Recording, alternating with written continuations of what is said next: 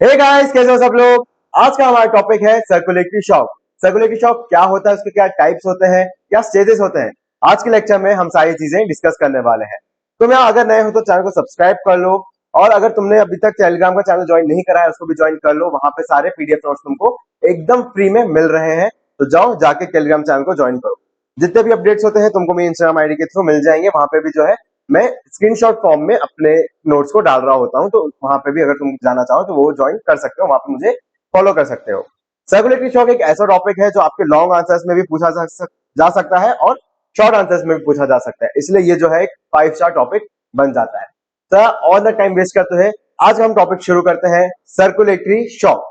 अब in general shock का क्या मीनिंग होता है। जैसे ये हमारी दया बहन है, ठीक है। दया बहन जो है हमारी, इनको शॉक लगता है, बार बार पे ये बोलती है हे माता जी। तो शॉक का सिंपल मीनिंग अगर मैं बोलूं तो इट इज झटका लगना। क्या? झटका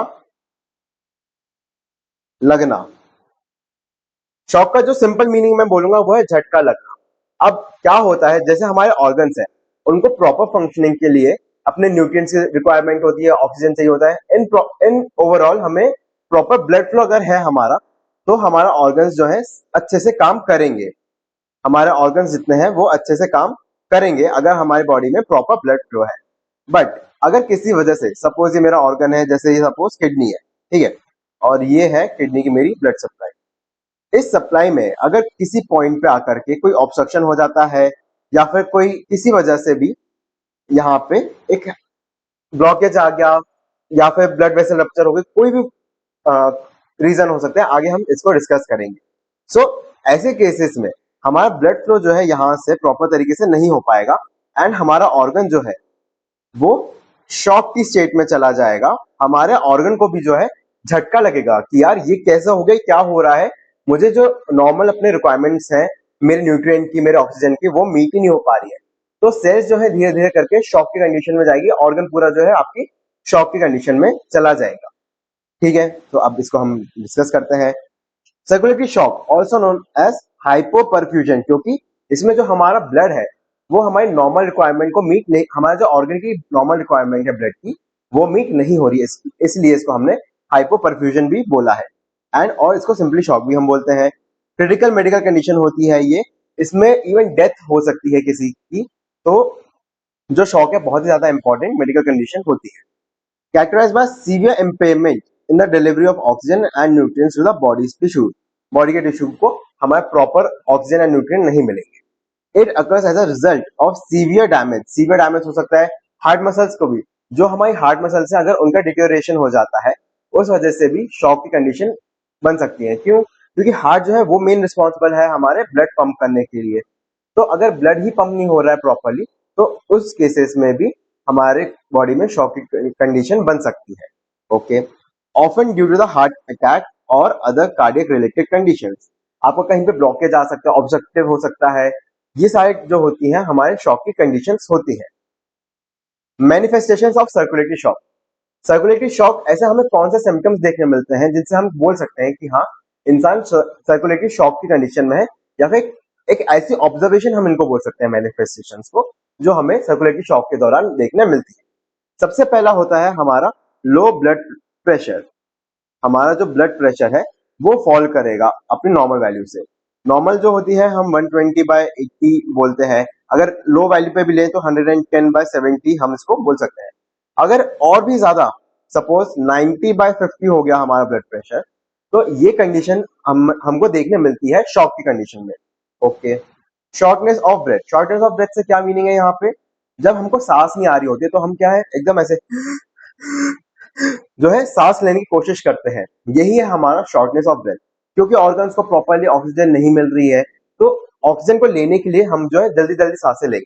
this is our shortness of breath. Reflex tachycardia. What is tachycardia? Tachycardia is the increase in our heart rate. हमारे हार्ट रेट में जब इंक्रीज हो जाता है तो उसको हम टैकिकार्डिया बोलते हैं। नॉर्मल जो होती है 72 बीट्स हम बोलते हैं पर मिनट। इंक्रीज अगर मैं बोलूं तो 90 हो गया, 100 हो गया। बट इससे भी बहुत ज्यादा अगर एबनॉर्मली इंक्रीज हो जाए, सपोज 140 हो गया, तो ये जो है रिफ्लेक्स टैकिकार्डिया हमको देखने मिलता है, बिकॉज ऑफ हम हमारे ऑर्गन्स को जो है प्रॉपर उनकी रिक्वायरमेंट्स नहीं मीट हो रही है, उनको प्रॉपर ऑक्सीजन नहीं मिल पा रही है। सारा खेल जो है ऑक्सीजन और न्यूट्रिएंट्स का ही है। अगर हमारे बॉडी को प्रॉपर ऑक्सीजन और न्यूट्रिएंट्स नहीं मिल रहे हैं तो उस केस में हमारा हार्ट ये चाहेगा मैं ब्लड जल्दी जल्दी पंप करूं ताकि इसको प्रॉपरली मिल पाए सारी चीजें। ओके, तो रिफ्लेक्स टेकिकार्डिया भी हमें देखने मिलता है। वीक पल्स, जो हमारी पल्स होती है उसकी जो नॉर्मल प्रेशर होता है, उसका नॉर्मल जो स्ट्रेंथ होती है वो भी वीक हो जाती है। कूल एंड पेल स्किन, अब क्या हो रहा है, ब्लड जो है किसी एरिया में प्रॉपरली नहीं मीट हो रहा है, आगे जाकर के हमको साइनोसिस की कंडीशन भी देखने मिलेगी। So cool and pale skin मतलब हमारा जो एक नॉर्मल, जैसे हमको एनीमिया में क्या होता है, एनीमिया में भी हमारे जो आरबीसीज होती है उतनी नहीं होती है। सो हमको उस कंडीशन में भी अपनी जो स्किन होती है वो लाइट कलर की देखने मिलती है। तो this is our cool and pale skin, हमारी जो स्किन का कलर है वो डल हो जाता है, थोड़ा पेल हो जाता है, उड़ा हुआ रंग जिसको बोलते हैं हम। ओके, रिड्यूस जीएफआर, जो हमारा ग्लोमेरुलर फिल्ट्रेशन रेट, जीएफआर का full form glomerular filtration rate, ये पढ़ाई होगा आपने अभी 11 12 क्लासेस में आपकी। सो जीएफआर भी जो होता है हमारा, ऑफ कोर्स ब्लड कम हो गया फ्लो ऑर्गन्स की तरफ, सो जो जीएफआर बनना चाहिए वो प्रॉपरली नहीं बन पाएगा। कितना, 180 लीटर्स पर डे होता है ना वो, तो इस वैल्यू से वो डिक्रीज हो जाएगा। हमारे ऑर्गन जो है, हमारे जो किडनीज है, प्रॉपर जितनी वैल्यू होनी चाहिए जीएफआर की उतनी प्रोड्यूस नहीं करेंगी। क्लियर? ओके। ऑर्गन डिसफंक्शन, हमारा ऑर्गन हमको देखने, जो किडनीज है, रीनल शॉक होता है, हमारा न्यूरोजेनिक शॉक होता है जिसमें हमारा ब्रेन जो है शॉक की कंडीशन में चला जाता है बिकॉज उसको ब्लड सप्लाई प्रॉपर नहीं मिल रही है। Okay, and lastly is our cyanosis, cyanosis की कंडीशन भी हमें देखने मिलती है। साइनोसिस क्या होता है, जब हमको ब्लूइश डिस्कलरेशन देखने मिले, जो पेल स्किन है उसमें कलर उड़ जाता है, ये कलर जो है मेरा लाइट हो जाएगा लेकिन यहाँ पे ब्लू नहीं दिखेगा मुझे। लेकिन साइनोसिस में क्या होगा, मेरे को यहाँ पे ब्लूइश ब्लूइश डिस्कलरेशन देखने मिलेंगे, जैसे किसी ने मेरे ऐसे हाथों पे इंक गिरा दी हो ब्लू कलर की, वैसे मेरे को देखने मिलेगा।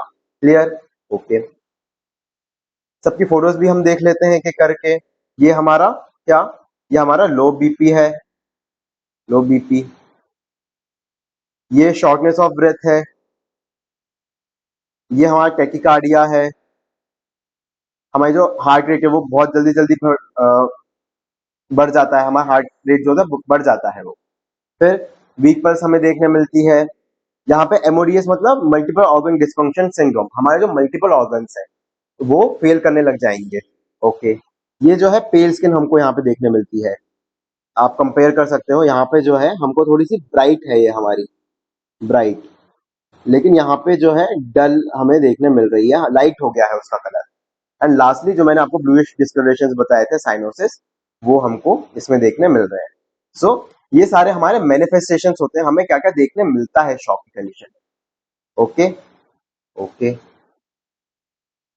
Next is our types and causes of circulatory shock, ऐसे कौन से रीजंस होते हैं जो सर्कुलेटरी शॉक को हमारा बनाते हैं, जैसे कि हाइपोवॉल्यूमिक शॉक होता है, ऑब्स्ट्रक्टिव शॉक होता है, वेसोजेनिक शॉक होता है, ऐसे डिफरेंट टाइप्स ऑफ शॉक होते हैं। मैंने सिर्फ एक छोड़ा जो कार्डियोजेनिक शॉक होता है, 4 टाइप के हमारे होते हैं। तो 4 टाइप के कौन कौन से, हाइपोवॉल्यूमिक शॉक।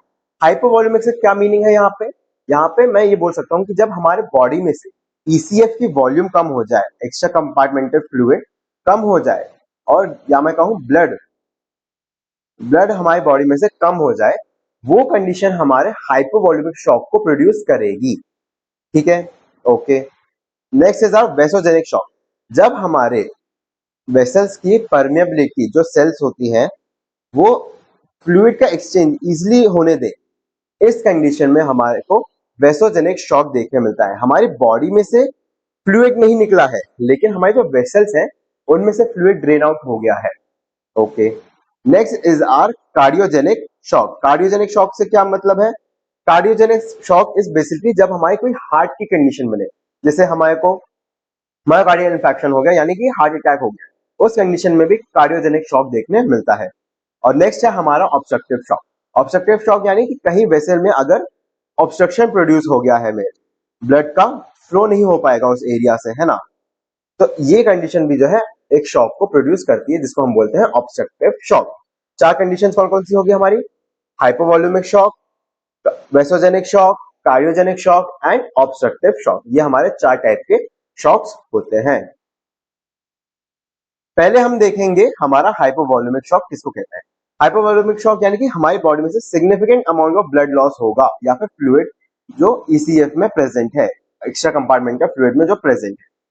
प्राइमरी कॉज जो होता है हाइपोवॉल्यूमिक शॉक का सीवियर ब्लड लॉस होता है या फ्लूइड लॉस जिसको हम बोलते हैं।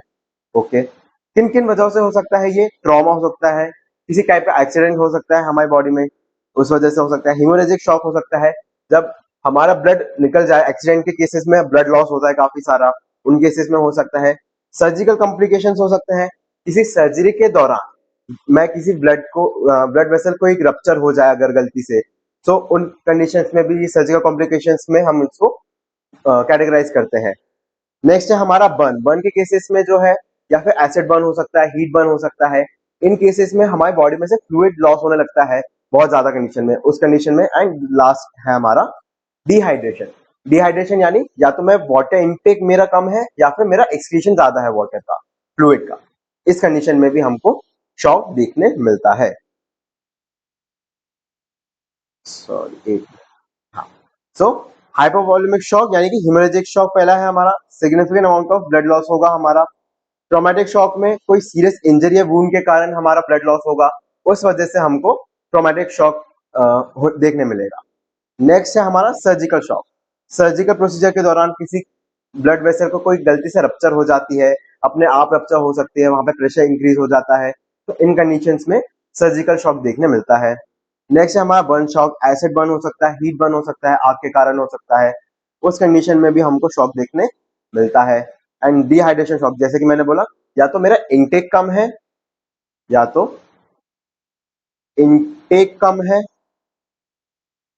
या फिर एक्सक्रीशन ज्यादा है,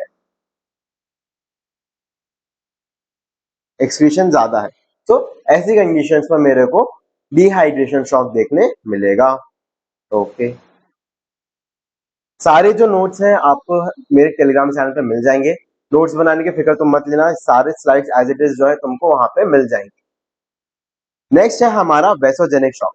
वेसोजेनिक शॉक यानी कि इंक्रीज वैस्कुलर परमेबिलिटी है, जैसे कि ये मेरी वेसल्स हैं, है ना, एंड ये उनके एंडोथेलियल लाइनिंग है वेसल्स की, न्यूक्लियस बना देते हैं। अब अगर इन वेसल्स में से, एंडोथेलियल लाइनिंग में से ब्लड निकलने लग जाए बाहर की साइड, सो इसमें से क्या होगा? अब फ्लूइड जो है वो तो निकल गया, लेकिन सेल्स वहीं छूट गए हैं सारे, है ना। तो सेल्स के होने के कारण, सेल्स में जो क्या है, इसको हम बोलते हैं हीमो कंसंट्रेशन, यानी कि जो सेल्स का कंसंट्रेशन है वो बढ़ गया है ब्लड में, यानी कि मेरा ब्लड जो है थिक हो जाएगा ऐसे। ओके, अब फ्लूइड जब निकलता है वो अपने साथ सिर्फ पानी नहीं लेके जा, सिर्फ वाटर नहीं एक्सीड आउट होगा, उसमें न्यूट्रिएंट्स भी जाएंगे, उसमें आपके जो प्रोटीन्स होते हैं एसेंशियल वो भी जाएंगे। इस वजह से हमारा जो ऑर्गन है, सफिशिएंट न्यूट्रिएंट्स नहीं मिल रहे हैं उसको, इस वजह से ऑर्गन जो है वो शॉक की कंडीशन में चला जाएगा आपका। So there is loss of integrity of endothelial lining. जैसे एंडोथेलियम जो होती है, डिफरेंट केमिकल्स रिस्पॉन्सिबल होता है इसके लिए, जैसे हिस्टामिन हो गया आपका, ये सारी जो है हमारे वेस्कुलर परमेबिलिटी को बढ़ा देते हैं एंड वाटर जो है इजीली एक्सचेंज आउट हो पाता है। एंडोथेलियल लाइनिंग की जो है हमारी इंटीग्रिटी छूट जाती है and it leads to the leaking of fluid, leakage of fluid, हमारा फ्लूइड बाहर निकलने लगता है हमारे वेसल्स में से। क्लियर? जैसे कि हाइड्रोस्टैटिक प्रेशर यहाँ पे बढ़ जाएगा, ऑस्मोटिक प्रेशर के कारण इधर उधर एक्सचेंज होने लगता है सारा। Okay, and proteins into the surrounding tissue में जाकर के हमें इडिमा भी देखने मिलता है कहीं कहीं। The increase vascular permeability is often associated with the release of inflammatory mediators such as histamine and cytokine. cytokines एक टाइप ऑफ हमारे केमिकल्स ही होते हैं जो इन्फ्लेमेशन के लिए रिस्पॉन्सिबल होते हैं। अब वेसोजेनिक के क्या टाइप्स होते हैं? इसके भी जो है हमारे तीन टाइप्स होते हैं, इसके भी हमारे तीन टाइप्स होते हैं। न्यूरोजेनिक शॉक हो गया, सेप्टिक शॉक हो गया, ये neurogenic shock, septic shock, and last इसके बाद है हमारा एनाफाइलेक्टिक शॉक। हम इसको सबको भी देखते हैं।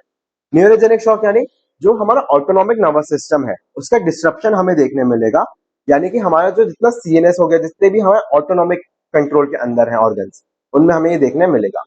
लीडिंग टू वेसोडाइलेशन, हमारे बॉडी में वेसोडाइलेशन हो जाएगा, जो वेसल्स का डायमीटर है वो इंक्रीज हो जाएगा, नॉर्मल में से जो है वो इंक्रीज हो जाएगा।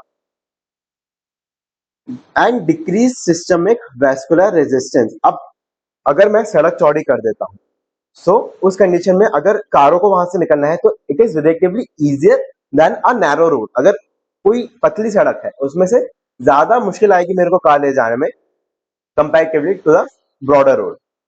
सो वैसोडाइलेशन हमें देखने मिलता है। वैसोडाइलेशन के कारण क्या हुआ, हमारा जो सिस्टम है उसमें से पेरिफेरल रेजिस्टेंस कम हो गया एंड वहां से अब बहुत ज्यादा ब्लड फ्लो हमें देखने मिलेगा।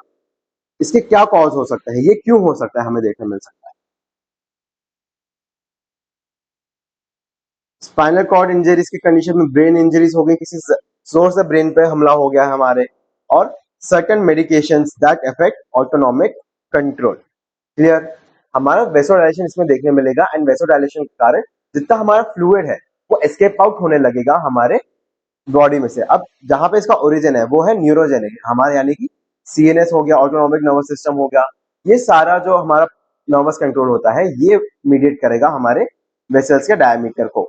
इस कंडीशन में हमको न्यूरोजेनिक शॉक देखने मिलेगा। सेप्टिक शॉक, सेप्टिक शॉक का ये मीनिंग होता है जैसे मेरी बॉडी में किसी टाइप का इंफेक्शन हो गया है।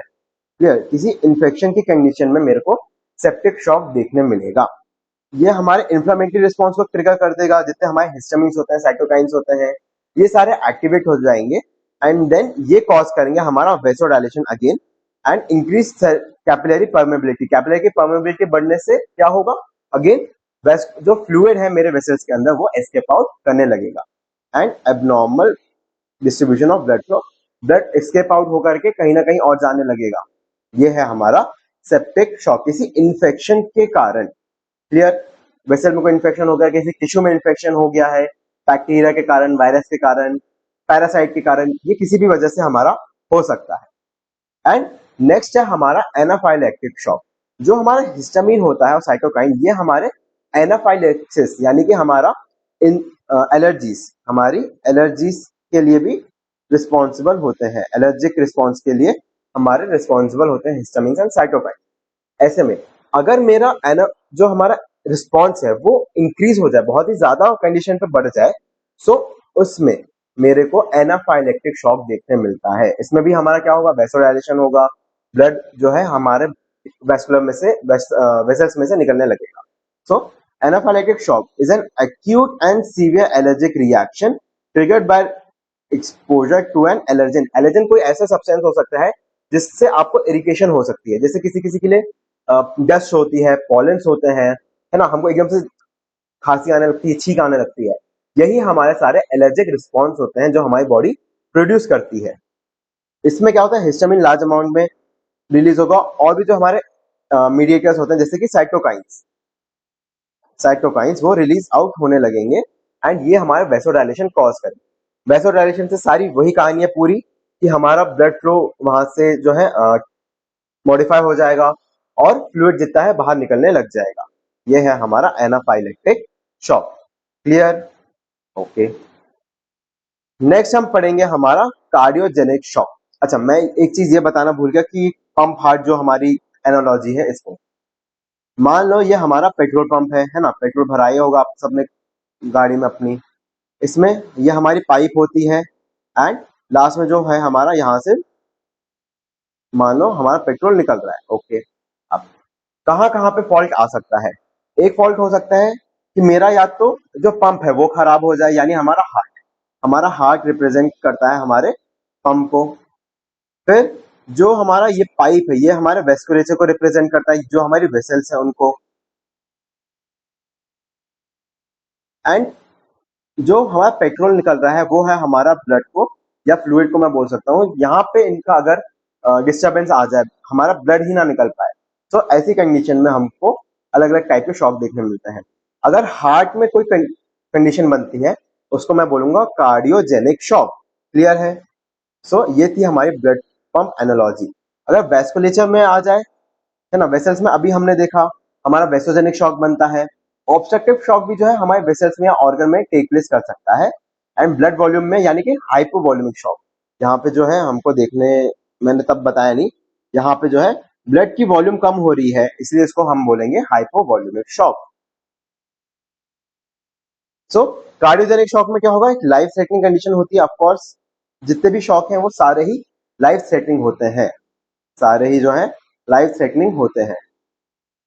फिर this leads to inadequate tissue perfusion oxygen delivery. हमारे टिश्यू में से प्रॉपर अमाउंट ऑफ ऑक्सीजन जो है जानी चाहिए वो नहीं पहुंच पाती है। ओके। हाँ। कार्डियोजेनिक शॉक किन कॉजेस क्या होते हैं कार्डियोजेनिक शॉक के? या तो एरिथमिया हो सकते हैं। एरिथमिया क्या हो सकता है? एबनॉर्मल हार्ट रिदम्स, यानी कि जैसे मेरा दिल ऐसे धड़क रहा है लेकिन कभी कभी इसका जो है धड़कन मिस आउट हो रही है, जो इसकी साइकिल है वो मिस कर रहा है ये, तो उस कंडीशन में एरिथमिया हम इसको बोलते हैं। सच एज वेंट्रिकुलर टैकिकार्डिया और वेंट्रिकुलर फिब्रिलेशन, ये क्या होते हैं आगे जाकर के हम पढ़ेंगे इसको। Can cause a sudden drop in cardiac output and result in cardiogenic shock. इसमें क्या होगा? एक सडन ड्रॉप आएगा हमारे कार्डियक आउटपुट में। कार्डियक आउटपुट क्या होता है? ये हमारा हार्ट है मान लो, है ना। इसमें से जो ब्लड निकलेगा लेफ्ट वेंट्रिकल से, इसको मैं बोलता हूं कार्डियक आउटपुट। ये मैं मेजर करता हूं किसमें? 1 मिनट में। अगर मैं इसको 1 टाइम का लूंगा सो मैं उसको बोलता हूं हमारा स्ट्रोक वॉल्यूम। ये सारी चीजें हम डिस्कस कर चुके हैं प्रीवियस लेक्चर्स में, इसलिए मैं बोलता हूं कि जितने लेक्चर में डालते जाऊं सीक्वेंस वाइज देखो तुम लोग, तुमको भी मजा आएगा और सारी चीजें जो है उस टाइम पे एक्सप्लेन हो जाएंगी एंड अगेन बाद में जब आएंगी तो आपको इजी रहेगा। सो स्ट्रोक वॉल्यूम क्या होता है? जब मेरा हार्ट एक बार में ब्लड पंप करे उसको मैं स्ट्रोक वॉल्यूम बोलूंगा। एंड कार्डियक आउटपुट क्या होता है? जब वो 1 मिनट में कितनी वॉल्यूम पंप आउट कर रहा है मैं उसको मेजर करूंगा, तो वो मेरा कार्डियक आउटपुट कहलाएगा। क्लियर? ओके। सो एरिथमिया यानी कि मेरा एबनॉर्मल हार्ट बीट होने लगेगी, ऐसी कंडीशन में एबनॉर्मल हार्ट रिदम मेरे को देखने मिलेगी, सच एज वेंट्रिकुलर टैकिकार्डिया होगा और वेंट्रिकुलर फिब्रिलेशन होगा। Can cause sudden drop in cardiac output result in cardiogenic shock. हमारा हार्ट में प्रॉब्लम आई तो उस वजह से बाद में जो है हमको वॉल्यूम उतनी नहीं मिल पा रही है, ब्लड की अवेलेबल नहीं है। क्लियर है? नेक्स्ट है हमारा एक्यूट वेल्वुलर डिस्फंक्शन। कोई वॉल्व में हमारा डिस्फंक्शन हो जाए जिस वजह से हमारा ब्लड जो है या तो वापस चला जाए या तो वहां से कहीं और आगे निकल जाए, ये है हमारा valvular dysfunction. Sudden severe dysfunction of heart valve such as aortic valve हो गया, रिगर्जिटेशन या फिर मिट्रल वॉल्व रिगर्जिटेशन इसको हम बोलते हैं, can lead to rapid decline in cardiac function and cardiogenic shock. जो हमारा हार्ट सपोज हमारे एट्रियम में से जाना था वेंट्रिकल्स की तरफ, वो गया ही नहीं, हमारा जो वॉल्व है वो ओपन ही नहीं हुआ, उस कंडीशन में जितना हमें ब्लड मिलना चाहिए था वो नहीं मिला एंड आगे भी जो है उतना ब्लड पंप आउट हो ही नहीं रहा, तो हमारा पूरा सिस्टम जो है फेल करने लग जाएगा। क्लियर? ओके। एंड लास्ट है हमारा आज का ऑब्स्ट्रक्टिव शॉक। ऑब्स्ट्रक्टिव शॉक यानी जो हमारा वैस्कुलेचर है उसमें कहीं पे आकर के हमें ऑब्स्ट्रक्शन देखने मिलेगा। यहाँ पे जैसे कि पंप में क्या हुआ है, पंप में हार्ट ठीक है वैस्कुलेचर में, लेकिन हमको यहाँ पे जो है एक ब्लॉकेज देखने मिल रहा है ये, और ब्लड की वॉल्यूम भी जो है वो ठीक है, मतलब हमारा ओवरऑल जो ब्लड वॉल्यूम है वो उतना ही है, लेकिन जहां पे पहुंचना चाहिए वहां पे नहीं पहुंच रहा है वो ऑब्स्ट्रक्शन के कारण। तो ये है हमारा obstructive shock. Shock develop due to physical obstruction of blood flow, physical obstruction of blood flow through circulatory system called obstructive shock. Clear? इसके क्या टाइप्स होते हैं? कोई एम्बोलिज्म यानी कि हमारा एयर बबल अगर बन जाए, या फिर हमको कहीं पे सपोज क्लॉट बन रहा था, वो क्लॉट ब्रेक होकर के हमारे वेसल्स में आ गया और कहीं पे जाकर के वो चिपक गया, वहां पे जाकर के उसने ऑब्स्ट्रक्शन कॉज कर दिया, तो ये हमारा जो है एम्बोलिज्म जो होता है एक टाइप ऑफ ऑब्स्ट्रक्शन होता है पल्मोनरी आर्टरी का, या फिर उसकी ब्रांचेज में हमको ये देखने मिलता है। व्हेन ब्लड क्लॉट और other material such as fat और एयर, एयर अगर होगा तो हमको एयर एम्बोलिज्म बोलेंगे, एयर एम्बोलिज्म, है ना। फैट से भी हो सकता है, एयर के कारण भी हो सकता है। इन कंडीशंस में हमको जो है शॉक देखने मिलता है। क्लियर? नेक्स्ट है हमारा कार्डियक टेम्पोनार्ड। कार्डियक टेम्पोनार्ड जो होती है कंडीशन होती है characterised by accumulation of fluid और blood in the pericardial sac. जो हमारा हार्ट होता है उसके आउटर भी एक लेयर होती है जिसको हम पेरिकार्डियम बोलते हैं, है ना। पेरिकार्डियम भी दो टाइप का होता है, एक विस्ट्रल होता है, एक हमारा जो बाहर की साइड होता है उसका नाम अभी याद नहीं आ रहा, सॉरी। इनके बीच में हमारा फ्लूइड प्रेजेंट होता है जिसको हम पेरिकार्डियल फ्लूइड बोलते हैं, है ना। तो पेरिकार्डियल फ्लूइड जो होता है उसमें अगर हमको रिटेंशन देखने मिल जाए, उसमें उसकी वॉल्यूम बढ़ जाएगा, उस कंडीशन में हमको कार्डियक टेम्पोनार्ड देखने मिलता है। और हमारा हार्ट उस कंडीशन में ठीक से क्या होगा, हमारे हार्ट के अगेंस्ट वो फ्लूइड जो है रेजिस्टेंस लगाएगा कि नहीं ये बाहर नहीं जाना चाहिए, तो इस कंडीशन में हमारा हार्ट जो है ठीक से पंप नहीं कर पाएगा, वो उतनी जितनी उसको पंप करने की जगह चाहिए उतनी उसके लिए अवेलेबल है ही नहीं है। इस कंडीशन को हम बोलते हैं cardiac tamponade. Clear? Okay. Accumulation of fluid or blood in the pericardial sac. The increased pressure in the pericardial sac compresses the heart and prevents it from adequately filling with blood. हमारा जो blood filling होती है उतनी हो नहीं पाती क्योंकि उसके लिए उतनी स्पेस अवेलेबल नहीं है। क्लियर? ओके। अब हम ट्रीटमेंट कैसे करते हैं शॉक का? ट्रीटमेंट शॉक का हम उन बेसिस पे करते हैं जो उसकी कॉजेज है। इसका जो ट्रीटमेंट होता है वो कॉजेटिव एजेंट के बेसिस पे ही होता है। जैसे कि अगर कार्डियोजेनिक शॉक है तो हम उसको हार्ट को ट्रीट करेंगे। अगर ऑब्स्ट्रक्शन है हम ऑब्स्ट्रक्शन को हटाएंगे। अगर कहीं पे हमारी ब्लड वॉल्यूम कम हो गई है तो हम उसको फ्लूइड्स चढ़ाएंगे। ये हमारे सारे ट्रीटमेंट के तरीके हैं। So based on the cause of the shock, हमारे कॉज पे ये बेस्ड होता है। जैसे कि ब्लड ट्रांसफ्यूजन कर दिया, plasma transfusion, epinephrine anaphylactic shock में हमारा एपिनेफ्रिन काउंटर एक्ट करता है। पोस्चर चेंज कर सकते हैं, ऑक्सीजन थेरेपी इसको दे सकते हैं। तो ये सारा था हमारा treatment of shock. Next class में हम देखेंगे कि स्टेजेस ऑफ सर्कुलेटरी शॉक क्या होते हैं। इसके लिए भी जो है पूरा चार्ट मैं आपको बताऊंगा, फ्लो चार्ट जो होता है हम इसको डिस्कस करेंगे। आज के लेक्चर में हमने जो है ये सारा टाइप्स डिस्कस करे, कॉज डिस्कस करे और ट्रीटमेंट कैसे होता है शॉक का हमने वो डिस्कस करा है। तो अगली क्लास में फिर मिलेंगे। और जो है आपको मैं बोलूंगा कि अगर पीडीएफ नोट्स चाहिए आप जा सकते हो मेरे टेलीग्राम चैनल पे, उसको ज्वाइन करो। वहां से सारे नोट्स जो है आपको एकदम फ्री में मिल जाएंगे पीडीएफ फॉर्म में। सो इसी के साथ आज का लेक्चर हम खत्म करते हैं। मिलते हैं अगली वीडियो में।